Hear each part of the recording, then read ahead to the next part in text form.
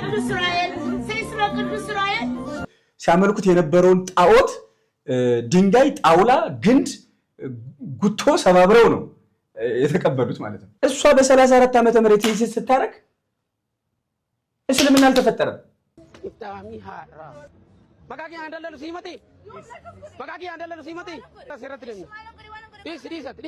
እግዚአብሔር የረዳኝ ቀን የእሱ አምላክ የፈቀደ ቀን ማለት እህል ሲሰርቅ ማለትም ጥራጥሬ እህል ሲሰርቅ የተገኘ ከፍተኛ ወታደራዊ አመራር በሞት እንዲቀጣ ተበይኖበታል። አስተር በዳነት ይመችልኛል እንዲበርሳል በግዛቱ ኮሊደር ነው ሊማቱ። የእንቁላል ግብር ትከፍላላችሁ። እዛ ጋር እበት ይታየኛል። ክፈል የተባልከውን በአጠቃላይ መክፈል ካልቻልክ ኢትዮጵያ እንግዲህ ብዙ ሚሊዮነሮች ካሏት ሀገሮች መካከል አፍሪካ ቀብሬ ብቻዬን ነው የቀረው። ጥሽም ብሎ ካልወጣላት ምንም ብትሏት እሺ ስለማትል አሁን ይሄ ቁርጫ ጣ እያለ ራሱ እየዘለለ እዛ ላይ መሸክሸክ የሱ ሚስት መሆን ነው የምፈልገው።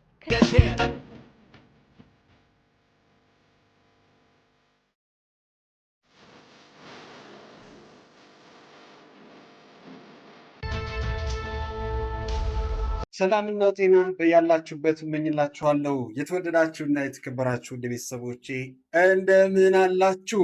ይህ ጊዜ የተሰኘ ፕሮግራማችን ነው። ሰብስክራይብ ያደረጋችሁ ሁላችሁም ቤተሰብ መሆናችሁን እንዳዘነጉ። ሰብስክራይብ ያደረጋችሁ ቤተሰቦቻችን እየተመለከታችሁን አይደለም፣ በጥቂት ነው 15% ገደማ እየተመለከታችሁን እንዳላችሁ እንመለከታለን እና ተመልከቱን፣ አበረታቱ፣ ላይክ ሼር አድርጉ። ሌሎቻችሁም ደግሞ የተለመደውን ያደረጋችሁ እንድትቆዩ በአክብሮት ነው የምጋብዘው። ዛሬም በአዲስ ቪዲዮዎች ተገናኝተናል። ሀሳብ የምንሰጥባቸው ጉዳዮች፣ የምንመርጣቸው ጉዳዮች አስፈላጊ ናቸው የምንላቸውን ከየሶሻል ሚዲያ እንዲሁም ደግሞ ሊሰመርባቸው የሚገባቸውን ሀሳቦች ወደ እናንተ እናመጣለን። አብረን እናሰምራለን። አብረን ለትውልድ የማይጠቅሙ እንላለን። ፈታ ዘና የምንልበትን ፈታ ዘና እንልበታለን። ዛሬ ወደ ተመረጡ ቪዲዮዎቻችን እንሄዳለን። እንተም እንዳትሄዱ። መልካም ቆይታ። ቅዱስ ዑራኤል ዓመታዊ ክብረ በዓል። ይህ እንግዲህ በዓል እጅግ በጣም የተወደደ በዓል ነው። በተለይ እንግዲህ ለእኔ ባለውለታዬ ነው። በዛ ላይ ያገባሁት ካሳንቺስ በሚገኘው ቅዱስ ዑራኤል ወንድሞቼ እንግዲህ ፍቅር ሰጥተውኝ ብዙ ትውስታ አለኝና እንኳን አደረሳችሁ ለሁላችሁም ለማለት ፈልጋለሁ። ይህን አስመልክቶ ከባህር ማዶ እንግዲህ ሼፍ ሙና እንግዲህ የቅዱስ ዑራኤልንም በዓል በዚህ መልኩ አሳልፋለች። ቪዲዮን እንመልከት። Hello my friends, today in Ethiopian Day Orthodox Church Saint Uriel Day. So say happy Uriel Day.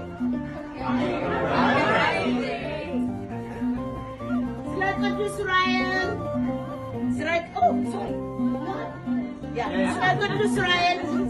ቅዱስ ዑራኤል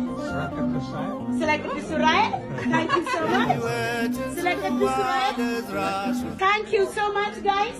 You celebrate with me every time this my restaurant, every time difference Ethiopian difference day, difference every year we celebrate Orthodox Church. So I celebrate with you because why? I am just only I have you my customer and in my house no one's here. So we in Ethiopian culture you celebrate with people. That's why I will do this, okay? Thank you so much my dear customer. Also tonight you have extra free dish because celebrate. Thank you. እንግዲህ እጅግ በጣም ደስ ይላል። የምር እኔ በተለይ ከሀገር ውጭ ያሉ ሰዎች የቅዱሳንን በዓል ሲያከብሩ እጅግ በጣም ደስ ይለኛል። ኢትዮጵያዊነታቸው ቤት ውስጥ ያለው ባንዲራ ደስ አይልም? ይሄ ነው በቃ ኢትዮጵያዊነት ማለት ነው። እስቲ ዘረኝነትን፣ ምቀኝነትን፣ እርስ በርስ መገዳደልን፣ ጥላቻን፣ በብሔር መከፋፈልን ብንተው አቤት አቤት አቤት እኛ ኢትዮጵያውያን እንለያለን እና የምር በጣም እጅግ በጣም ደስ ብሎኛል። በተለይ ቤቷ ኢትዮጵያዊነት ነው የሚሸተው እና ፕሮሞት እያደረገች ነው እንግዲህ ኢትዮጵያን እንዲናፍቁ ኢትዮጵያን እንዲጎበኙ እያደረገች ነው ያለችው እና የምር በየአደባባዩ በዓለም አደባባይ ወጥተን ስለ ሞት የምናወራበት ስለ እርስ በርስ መገዳደል የምናወራበት ጊዜ አብቅቶ አቤት ሀገራችን ሰላም ሆና ማርና ወተት በቃ አለ በቃ ደስ ብሎን ሀገራችን ላይ ከማንም በላይ የምንኖርበት ዘመን ሩቅ አይሆንም። በጸሎት በርቱ ለማለት ፈልጋለሁ። ካናደረሳችሁ በድጋሚ እንግዲህ አንድ ነገር አግኝቻለሁኝ ኢትዮጵያውያንን አንድ ያደረገ ስለዚህ እኔ ባንዲራ ላይ ቢካተት ብዬ ተመኘውና እናንተስ እስቲ ምን ትላላችሁ? ከኔ ጋር ትመኛላችሁ ወይ እርግብ ወይ ደግሞ ይህንን ቢያደርጉ? እግዚአብሔር ፈቅዶ ጥናታዊ ጽሁፌን የፒኤችዲ ዶክተራል ስተዲ ጥናታዊ ጽሁፌን በዩኒቨርሲቲ ኦፍ ኤድንብራ በስኮትላንድ ለማቅረብ በሄድኩ ጊዜ ይህንን ቀለል ያለ ግን ብዙ ትርጉም ያለውን ዛጎል ለብሼ ነው የሄድኩት። ታዲያ ዛጎል ምን ማለት ነው ብዬ ጠይቄያችሁ ነበር። እነሆ ምላሹ። ዛጎል በግርድፉ የባህር ውስጥ እንስሳት ራሳቸውን ከአደጋ ለመከላከል የሚፈጥሩት ሺልድ ተፈጥሯዊ አደጋ መከላከያ ነው። ነገር ግን ዛጎል ለኢትዮጵያዊ ምን ማለት ይሆን?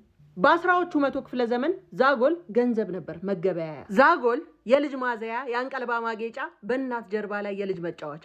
ዛጎል ለአማራው አንቀልባው የእጅ አምባር፣ የፀጉር ጌጡ፣ የቁምጣ ማስዋቢያ፣ የብራና መጽሐፍት ማሰሪያ፣ መቆለፊያ፣ የስልቻ ማስጌጫ፣ ጎንደር፣ ወሎ፣ ሸዋ፣ ጎጃም ስነ ጽሁፍ ውስጥ ጥንካሬ፣ የውስጥ ውበት መገለጫ። ዛጎል ለኦሮሞ ኢሊሌ ጨሌ፣ የእናቶች ክብር፣ የሃደ ሲቄ መዋቢያ፣ የሰላምና የነጻነት ምልክት፣ ወይፌና አቴቴ፣ ጸጉርና የአንገት ጌጥ። የአርሲ ኦሮሞ የጭኮና የወተት የቅቤና የገንፎ ቤቱ። ዛጎል ለትግሬው እምኒ ዛጎል፣ ስዕሪ ባህሪ፣ ኤርትራና ትግራይ በቀሚስ በአንገት ጌጥ እንዲሁም ደግሞ በሀብልና በኪታብ ይህም ብሎ ደግሞ በሹሩባ ቁስጫ ጊልባ በፀጉር አሰራር አይነ ጽልቅ በሚባል ከክፉ አይነ ሰዋሪ ተብሎ የአክሱም ስልጣኔ የቀይ ባህር ንግድ መገበያያ የሀብት መለኪያ የመሶብ ጌጥ በሐመር የውበትና የመራባት በወላይታ ቃሎ ተብሎ የክብርና የሀብት በሲዳማ ሉዋና ፊቼ ጫምበላላ የሰላምና የመራባት ምልክት የከምባታ ሀዲያ የወገብ ማሰሪያ የህፃናት ማዘያ በጋሞና ጎፋ የቤት ዕቃ ማስዋቢያ በኮንሶ የጀግና አልባሳት በአዋሽ ሸለቆ በሐመር በሙርሲ በካሮ በዳሰነች የመራባት ምልክት በጉራጌ አንፎ ስፌት ሲሰፋ ያጌጡበታል። አዎ በከፋ በሸካ ያጌጡበታል። በሐረር በሶማሌ በአፋር በግድግዳ ይሰቀላል። የቤት ደረጃ ሀብት ይታይበታል። ሙሽራ ይጌጥበታል። የቦርሳ የግመል ማስጌጫ ይሆናል። ቤንሻንጉል ጉምዝና ጋምቤላ አኝዋክና ኑዌር የአንገት የወገብ የእጅ ጌጥ ይሆናል። እናማ ምንድነው የለበስሽው ነው ያላችሁኝ? እናት ሀገር ኢትዮጵያን በዛጎል ወክዬ የለበስኳት ነው የምላችሁ። ለምን የምክክር ኮሚሽን ለምን አላስገቡኝ? እኔ እኮ ቢጠሩኝ እምቢ ብዬ ነው። የምር ነው፣ ልታስገባት ይገባል። እስኪ ዛጎልን ለምን አይደረግም ባንዲራ ላይ? በቃ እያችሁ ትስስሩ ከየት ወዴት እያንዳንዱ የባህል እሴት ውስጥ የብሔር ብሔረሰቦቻችን ውስጥ አለና አስባችሁ ታውቃላችሁ? ግን አንድ የሚያደርገን ነገር ላይ ብንሰራስ? ኮሜንት ላይ ያላችሁን ሀሳብ አስተያየት ጻፉልን። ሰላም ፍቅር ለሀገራችን። ወደ ቀጣይ ቪዲዮአችን ስናልፍ የምናገኘው የእምዬ ማርያምን ምስክርነት አንድ ሹፌር እንዲህ ዳሽቦርዱ አካባቢ ላይ ያስቀምጣት እምዬ ማርያም ሁልጊዜም ቢሆን የሚቀየርላት ልብስ አለ። አክብራችሁ ከያዛችሁ ሃይማኖት ሁልጊዜ መጋቢ ነው። አክብራችሁ ያዙ። ሌላ ልብስ አላት ይቀየራል። ይሄ ሲቆሽሽ ያኛው ይቀየራል። ወይኔ ጉዴ! ግን ማርያምን አድለ በጉላ ማለት ሙሉ ቁጥር ሆኖ አይሄድም። ኦኬ 3 5 7 9 11 13 እያለ ነው የሚሄደው። ማለት በግሩፕ ነው የሚሄደው። ወይ ደግሞ ብቻውን አንድ ነው። ሁለት ሆኖ አይሄድም። 3 4 ሆኖ አይሄድም። 6 ሆኖ አይሄድም። ጎደሎ ቁጥር ነው። ጎደሎ እና እኔ ከበቡ እርሻ ላይ ነበር የምሰራውና ባሌ የሚባል ሀገር ከበቡ መካከል አስገብተው ጨለማ ነው አይኔን ሲሉ ባይታይም ከዛ ከበውኝ ምንም ነገር የለኝም። ያለኝ አንድ 1600 ሞባይል ያን የነበረው ኖኪያ እሱ ይያለው ምንም ከዛ ውጭ ሌላ ነገር የለኝም። መካከላቸው ከገባው በኋላ ድምጽ የውሻ ድምጽ ነበር የመሰለኝ። ሰውነቴን ምርር ባለ አውሬ መሆኑን አወቅኩኝ። ከዛ በቃ ምንም ተስፋ ስለሌለኝ ተኩላ መሆኑን አላወቅኩኝ። አሜልን ያዳንክ አምላክ አቤት እኔን ማድረግ አልኩና ውዳሴ ማርያም መድገም ልክ ሲጀምር ድምጻቸው በሙሉ ቀጣለ። ጩኸታቸው ነርቨስ ያደርጋል። በጣም ይጮሃል። ልክ ውዳሴ ማርያም አንድ ብዬ ሲጀምር ድምጻቸው ዝግት የተደረገለትን ተአምር በዚህ ልኩ መስክሯል። እናንተስ ምን ተሰማችሁ? የምር ለውለታዋ ግን አሁንም ድረስ እንግዲህ በዚህ መልኩ አስቀምጠዋታል። እጅግ በጣም ደስ ይላል እና እምነት ሁልጊዜም ክቡር ነው። ያመናችሁበትን ነገር አክብራችሁ ያዙ። ሀገራችንን ግን አንድ ናት። በሰላም በፍቅር እንኖርባት፣ እርስ በርስ አንጣላ። እንግዲህ አንድ ጸብ የሚያጭር ጉዳይ ተነስቷል፣ እንስማ። ኡስታዝ አህመዲን ጀበል ክርስቲያኖች በስደት ሲመጡ ተቀብለናል በሚል ርዕስ የጻፈው ጽሁፍ ላይ ክርስቲያንና ክርስቲያናዊነትን መጤ በማድረግ የሄደበት ርቀት እንዴት ሎዛ ያየዋል? ይሄ የሄደበትን ርቀት እንዴት ሎዛ ያየዋል? ሌሎች ክርስትናን የተቀበሉት ሲያመልኩት የነበረውን ጣዖት ድንጋይ፣ ጣውላ፣ ግንድ፣ ጉቶ ሰባብረው ነው የተቀበሉት ማለት ነው። እኛ ግን ኢትዮጵያውያን ግን እንደዛ አይደለም። አንድ አምላክን እግዚአብሔርን ስታመልክ የነበረች ሀገር ናት። የመሲሁን መምጣት መወለድ፣ የክርስቶስን መወለድ ስትጠባበቅ የነበረች ሀገር ናት። ስለዚህ ሽግግር ነው የተደረገ። እሷ በ34 ዓመተ ምህረት ይህን ስታረግ እስልምና አልተፈጠረም። እስልምና አልተፈጠረም። በነገራችን ላይ አብዱል ጀሊል ካሳ አሊ ካሳ በዚህ በኩል ምን ይላል? እስልምና አስቀድሞ ነበር ይላል። አህመዲን ጀበል ደግሞ በ7ኛው ክፍለ ዘመን ገባ መጣ ይላል። አንዳንዶች ደግሞ የራሳቸው ሰዎች ሁለቱ ለማስታረቅ ይሞክራሉ። ነገር ግን ሶስቱም መሰረት እንደሌላቸው ጥንታውያን የታሪክ ጸሐፊዎች፣ ራሳቸው የአረብ ጸሐፊዎች፣ አውሮፓውያን ጸሐፊ፣ ኢትዮጵያውያን ጸሐፊዎችም የተረጋገጠ እውነት ነው። እስልምና የተፈጠረው 7ኛው ክፍለ ዘመን ላይ ነው። እኔ ግን አንድ ነገር ማስተዋል ያለብን ነገር ምንድን ነው? አሁን ለምንድን ነው ይሄ ፖይንት የተፈለገው? ዛሬ ላይ ቆመን ይቅርና ዛሬ የቴክኖሎጂ ዘመን ነው። በብዙ የሚያግባቡን እንድንማማር የሚያደርጉን ቴክኖሎጂዎች ባሉበት ጊዜ ለምንድን ነው ኢትዮጵያ ላይ እንደዚህ አይነት ጸባጫሪ ነገር ሲጀመር?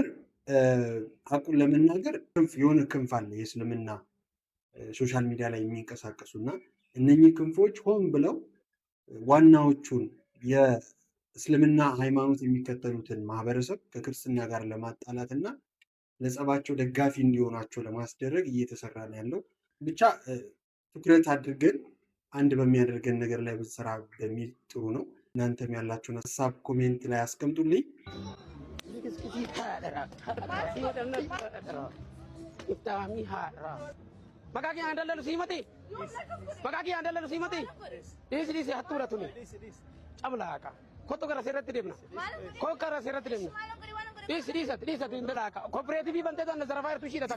ሴት ልጅ እንደዚህ መጣ እንዲ ጋይስ ወንድ ልጅ ራሱ ካሁን እንደዚህ መምታት አቋቁመናል አይደለም እንዴ? ኧረ ተው ግን አንጀዝብ። ኧረ ተው አንጀዝብ። እየጀዘብን ያለው ንበር አደረው በስም ያታላለች ነው የሚለውና የኮኦፐሬቲቭ አካውንት ከፍታ በስም ያታላለች በጥፊ ምናምን ሲያላውሳት ነው ሰምታችሁ። ኧረ አንጨካከን። ሴት ልጅ እኮ እናት፣ እህት፣ ሀገር ናትና በተለይ ወንድ ልጅ እንዴ እኔ እዛ ሆኜ አሁን እንደዚህ እንደው ዘመኑ ከባድ ነው። ኦሮምኛም ስላወራ ተፈርቶ ነው እንጂ እዛ ጋር ሆኜ አልታገሰው። ምን ኦሮምኛ እያወራም ቢሆን አገላብጠዋለሁ። ሴት ልጅ ላይ እንደዚህ እጁን ያነሳል እንዴ? በጣም ነውር ነው የእውነት። ህግ የለም እንዴ?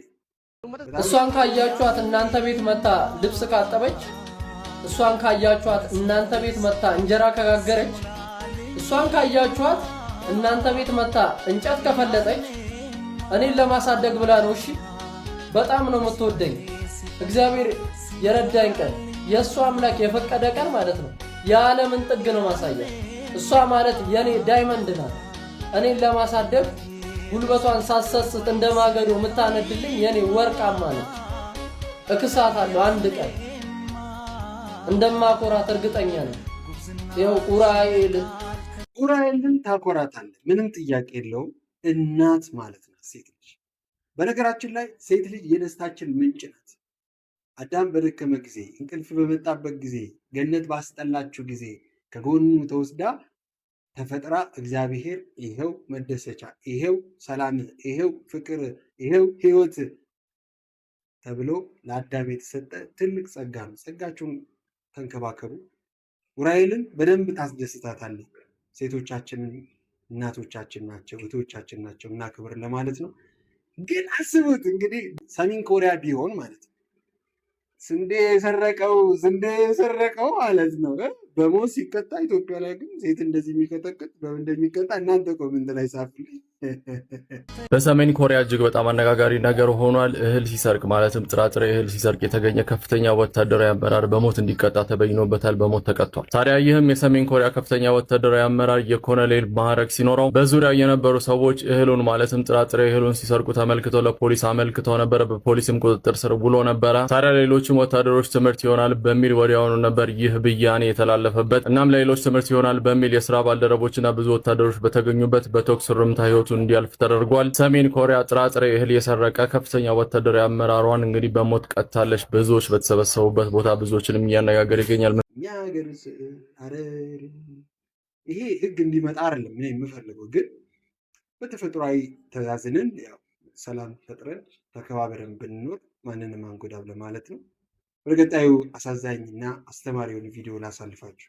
መንገድ ላይ እያለፍኩ ነበር ይህን ህፃን ልጅ እንደዚህ ተጎንብሶ ለአባቱ ምግብ እያበሰለ ያየሁት እና ማርያምን ነው የምላችሁ አይቼ ማለፍ አልቻልኩም። እና እስኪ ምንድን ነው የሆኑት ብዬ ነው ወደ እነሱ ተጠግቼ ለማውራት የሞከርኩት። ቀረብ ብዬ ሳናግራቸው አባቱ እንደነገረኝ ከሆነ ከ4 ዓመት በፊት ወደ ጎዳና እንደወጡና ጎዳና የመውጣታቸው ምክንያት ደግሞ እዚህ የምትመለከቱት የልጁ ወይም ደግሞ የህፃኑ አባት ሰለሞን ንጉስ እባላለሁ። ግንበኛ ነበርኩኝ። አዲስ አበባ ነው ኖሮ ኮየፈጬ የሚባል ኮንዶሚኒየም ስሰራ ከ4ኛ ፎቅ ላይ ወድቄ የደረሰብኝ የጀርባ አጥንት ጉዳት እስከዚህ አሁን በረንዳ ህይወት ላይ ወድቄያለሁ። መታከም ማችለም ጀርባ አጥንት ተሰብሯል። ወደ ውጭ ሀገር ነው የተባልኩት።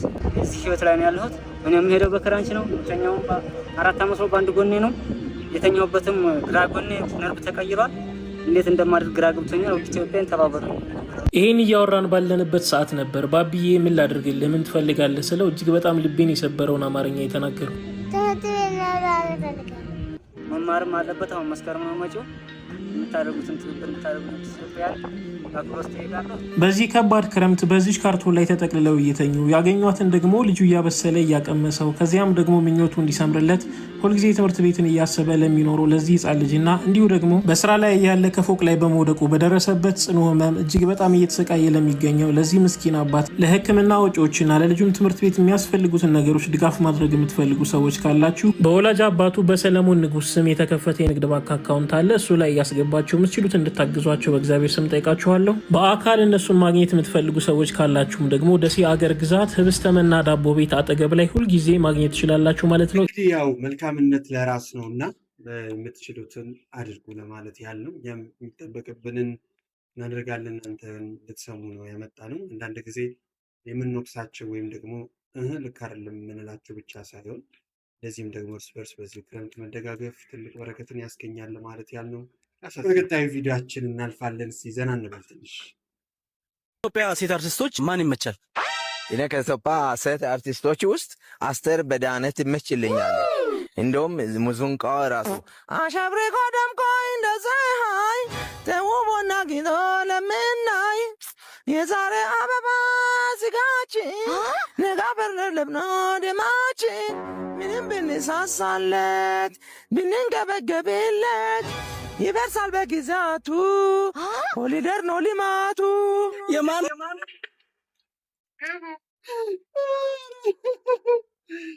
ኮሪደር ነው ልማቱ?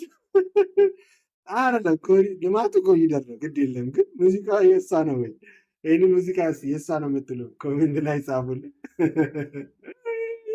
ኧረ ሰው ይጋረፋል፣ እናቴ ይጋረፋል። ወደ ቀጣዩ ቪዲዮችን ስናልፍ የምናገኘው እንግዲህ የግብር ጉዳይ አሁንም ቢሆን ፍም ሆኗል እና እሳተ ፍም ሆኗል። ዞር ዞር ስንል ካገኘናቸው የህዝብ እንግዲህ ስሜት ህዝቡ ያው ቤት ያለውን ቤቱን እየሸጠ መኪናውን እየሸጠ እንግዲህ ግብር እየከፈለ ነው የሚገኘው።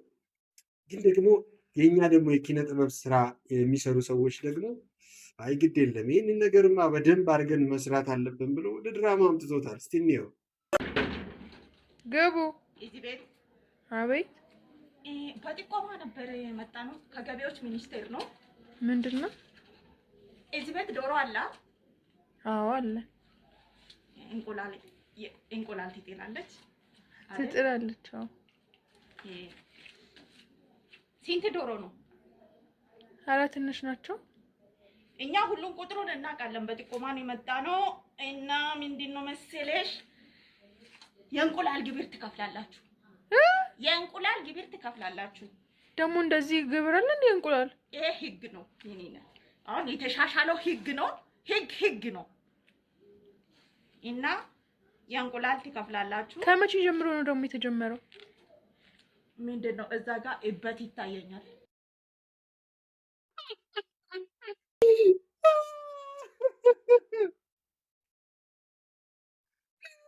እዛ ጋር እበት ይታየኛል ለትሉ ግብር ትከፍላላችሁ ለትሉ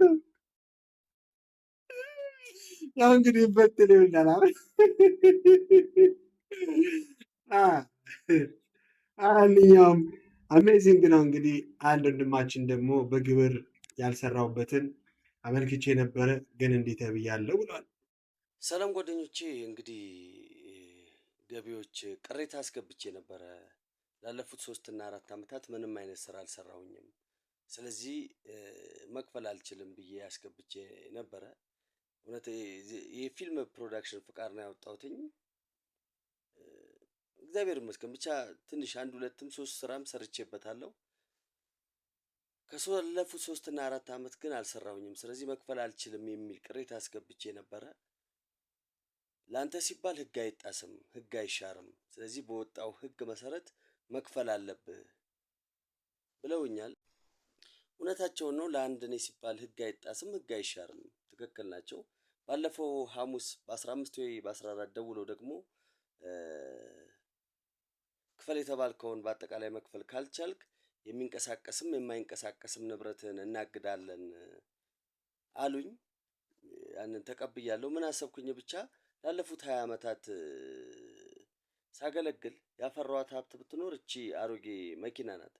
እግዚአብሔር ይመስገን በድፍረት የምናገረው የተሰጠኝን ኃላፊነት የተሰጠኝን ስልጣን ተጠቅሜ ሰርቄ ያስለቀስኩት ሰው የለም፣ ያጭበረበርኩት ሰው የለም፣ የቀማሁት ሰው የለም፣ ያስለቀስኩት ሰው የለም። እግዚአብሔር ምስክሬ ነው። ለዛ ነው ደረቴን ነፍቼ የትኛውም ቦታ ላይ የምናገረው። ያፈራኋት ወዲህም ተገላብጬ ፊልምም ሰርቼ ቲያትርም ሰርቼ ምንም ብዬ ያፈራኋት ሀብት እቺ አሮጌ መኪና ናት። ስለዚህ ምን አሰብኩኝ፣ የገቢዎችንም ዕዳ ለመክፈል የቢሮ ክራይም ኦቨር ሆኖብኛል። የቢሮ ክራይንም ከፍዬ ንግድ ፍቃዴንም ለማዘጋት እቺን አሮጌ መኪና በእቁብ ዕጣ ለማውጣትና ያሉብኝን አጠቃላይ ዕዳዎች የባንክ ዕዳ ምንም ለመዝጋት ወሰንኩኝ። አብዛኛው አሁን ግብር እየከፈለ ያለው ማህበረሰብ ከፍሎ ለመዝጋት ነው እና ወይም ደግሞ ከፍሎ በቃ አለ አይደለም ሱቁን ለመዝጋት ነው ጥረት እያደረገ ያለ። የቤት ኪራዩ እንደምታውቁት ነው ምናምን እና እንግዲህ ምንም ማድረግ አይቻልም። ለማንኛውም ከባድ ነው ለማለት ያህል ነው። ኢትዮጵያ በዶላር እዛው ሀብታሞች ሚሊዮን ዶላሮች 10ኛ ደረጃ ላይ ተቀምጣለች። ከአፍሪካ ሀብታም የሚኖሩባት ከተማ ሆናለች።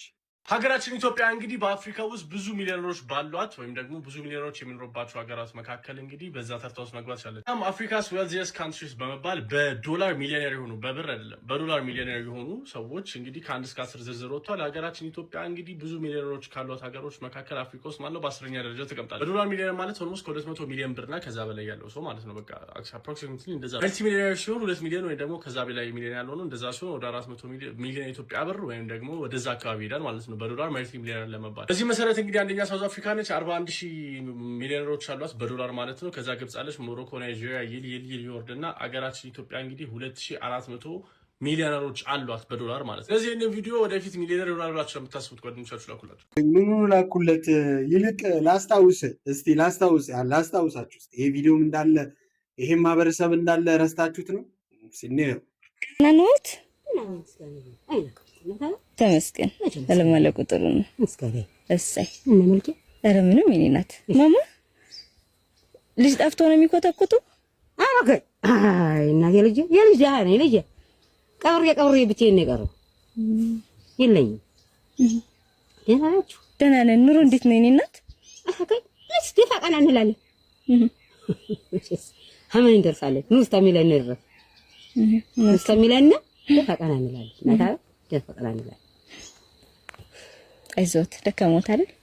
ወዲያና ድካም አይዞት ድካም አይዞት እስኪ ወዲህ ቁጭ በሉ ላስቸግረውት። አሁን የዚህ ምን ችግር አለ ብለህ አርገኝ ቀይባሉኝ ኩትኳቱ አስተውኮት ኧረ እናት አለ ልጅ አንቺ እኮ ትዞሪያለሽ እንኳን እኔ ቁጭ ብዬ። እሺ ማማ አቤት እጄ እናቴ አለ አምሳለ ወርቅ ፍሬው እናቴ ይመርቁኝ ጸሎት ያደርጉልኝ ለኔም እናት ነውት ብላ ማማ ያዩኝ ነው እናቴ ያው 10 ሺህ ብር ልካለውታለች በመቤቴ እነሱ ኧረ ቤቱ ኋላ ምን ይቸግረኛል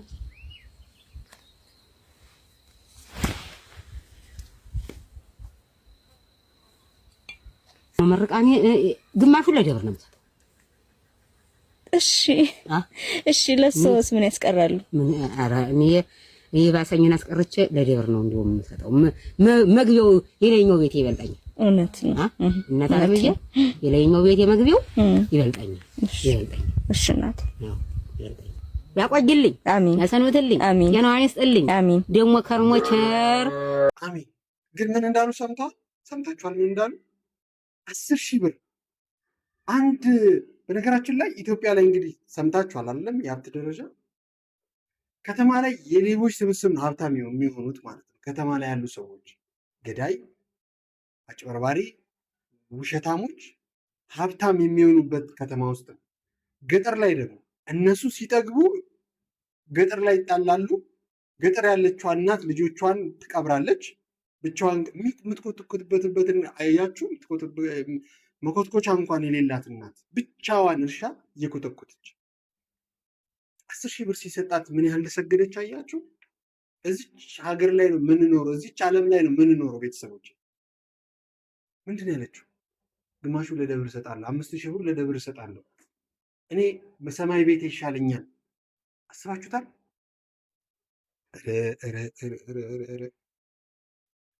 ዓለም እንደዚህ ናት። ምንም የሚያስደንቅም ምንም የሚያስገርም ነገር የላትም። ግን ደግሞ የሌቦችም ስብስብ ናትና እንዲህ ያሉትን እናቶች እናስታውስ። አመሰግናለሁ። ወተልኝ አሜን። ያንዋን ይስጥልኝ አሜን። አውሎ ያግባልኝ አሜን። አሰኝቶ ያንሳልኝ አሜን። መድኃኒዓለም ወደ ቀጣዩ ቪዲዮአችን እናልፋለን። የተወዳችሁና የተከበራችሁ ቤተሰቦቼ እንደምታውቁት እንግዲህ ሶሻል ሚዲያ ላይ ትዳራችሁን ቤተሰባችሁን ይዛችሁ መምጣት እሳት እንደሆነ ታውቃላችሁ አይደለም? ሰሞኑን እንግዲህ ቤቲና ሀብታሙ በሰይፉ ሾው እንደታረቁ ታውቃላችሁ። ስለዚህ እነሱን ተከትሎ ደግሞ በተለይ የቲክታክ መንደር ላይ ዝልዝል ተጀምሮ ነበረ። አብዛኛው ሴቶች በሚባል ደረጃ እንግዲህ እኔ በአሁኑ ሊያሾውን ብቻ ነው ያገኘኋት እና ሊያሾ በጣም የሚገርም አንዳንድ ጊዜ ስማርት የምትሆንበት ጊዜ አለና ልጅሽን አሳድጊ እንዳትሰሚያቸው ብላ መክራት ነበርና ሌሎችም እንግዲህ ሀሳባቸውን ሰጥቷል በዚች እህታችን ዙሪያ። አብዛኛው ግን በዚህ ልክ ሲሳደብ ነበረ። አጥሽም ብሎ ካልወጣላት ምንም ብትሏት እሺ ስለማትል ስለሷ ደስ ብሎኛል። ምክንያቱም እሷ አሁን ይሄ ቁርጫ ጣ እያለ ራሱ እየዘለለ እዛ ላይ መሸክሸክ የሱ ሚስት መሆን ነው የምፈልገው። ክብር፣ ይሄ መፈቀርን እንትን ማለትን ካጠገብ መሆንን እኔ ራሴን ላጠፋ ብዬ የዳንኩ ሴትዮ ይቅርታ ልለው ዛሬ እወደዋለሁ ልለው ከፈለገች ራሷን ታጥፋ ከፈለገች ትንጠልጠል ብሎ የዩኒቨርሲቲ ተማሪ የ21 ዓመት ወጣት ዲቃላ አንገፍጥጬ ሄጄ የአካባቢ ሰዎች ሲስቁብኝ እናቴ ላይ ሲስቁባት ስልኩን ያጠፋ ሰውዬ ከ2 ዓመት በኋላ ሴፉ ፋንታሁን ላይ ስቀርብ ይቅርታ ብሎ ስልክ ጻፈልኝ፣ ደወለልኝ፣ ውስጡ ተነካ።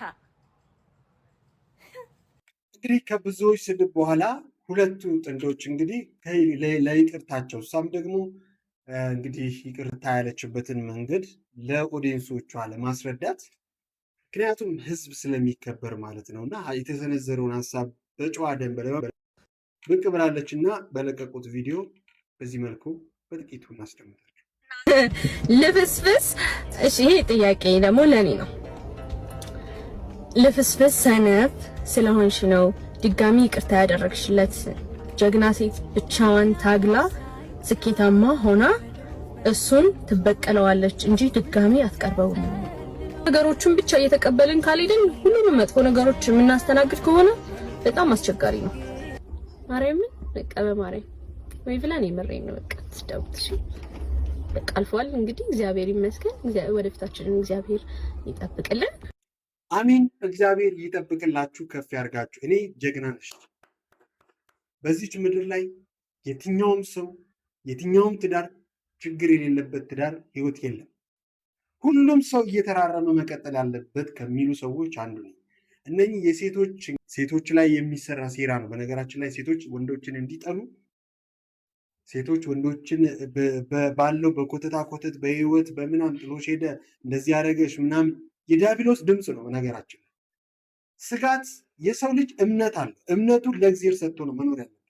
ትናንትና በድላኛለች፣ ትናንትና በድሎኛል፣ ነገ ይበድለኛል። ከበደለሽ ይበድለሽ። የሚዝቀው የሚጠየቀው እሱ ነው።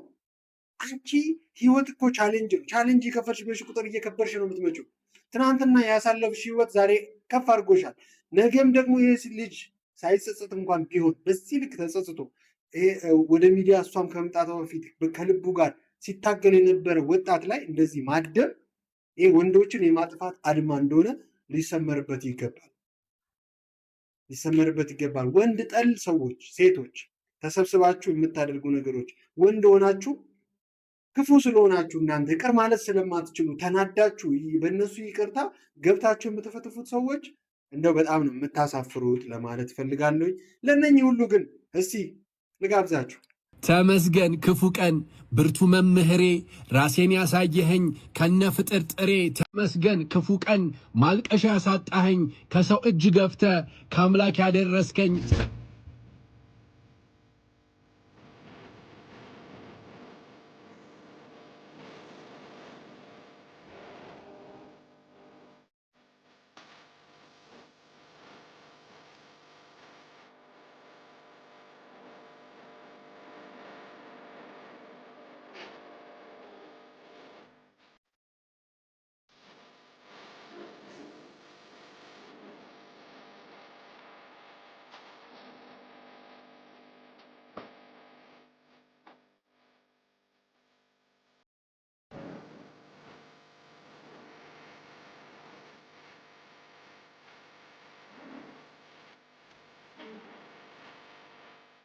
ክፉ ቀን ተመስገን። ክፉ ጊዜያችሁን አመስግኑ። ጠንክራችሁ ወደ ፊልም መቀበል እንድትችሉ ሁልጊዜም ክፉ ቀን እያማረሩ መኖር ያልገባው ሰው መሆን ነው እና ክፉ ማለት የህይወት አንዱ አካል ነው። ህይወት ሜዳ ብቻ አይደለም። ከፍታም አለው፣ ዝቅታም አለው፣ ሜዳም አለው፣ ደስታም ሀዘንም አለው እና ክፉ ቀናችሁን ከወደዳችሁ አሸነፋችሁ ማለት ነው። በክፉ የምትጠሉት ማንም ሰው እንዳይኖር ማየ እንወዳቸዋለን። የዛሬ ፕሮግራማችን ይህን ይመስል ነበረ። መልካም ሰላም ይስጠን በያለንበት። እግዚአብሔር ፈጣሪ ይጠብቀን። ሰላማችሁን፣ ፍቅራችሁን፣ ጤናችሁን፣ ቤተሰባችሁን ይጠብቅላችሁ። ሰብስክራይብ ያደረጋችሁት ሰብስክራይብ ያደረጋችሁ ላይክ እንዳይረሳ። እኛ በተን እንኳን ማናስቀምጠው በምክንያት ነው። እናንተ ፈልጋችሁ ሰብስክራይብ እንድታደርጉ ስለምንፈልግ ነው። ካያችሁ ከተመቻችሁ፣ ባይመቻችሁ እንኳን ነገ የተሻለ ስራዎችን ሰርተን እናንተ እናስደስታለን። ሰብስክራይብ ማድረጋችሁን እንዳዘነጉ። በሌላ በአዲስ ፕሮግራማችን በአዳዲስ ቪዲዮዎች እስክንገናኝ ድረስ ያላችሁበት ሰላም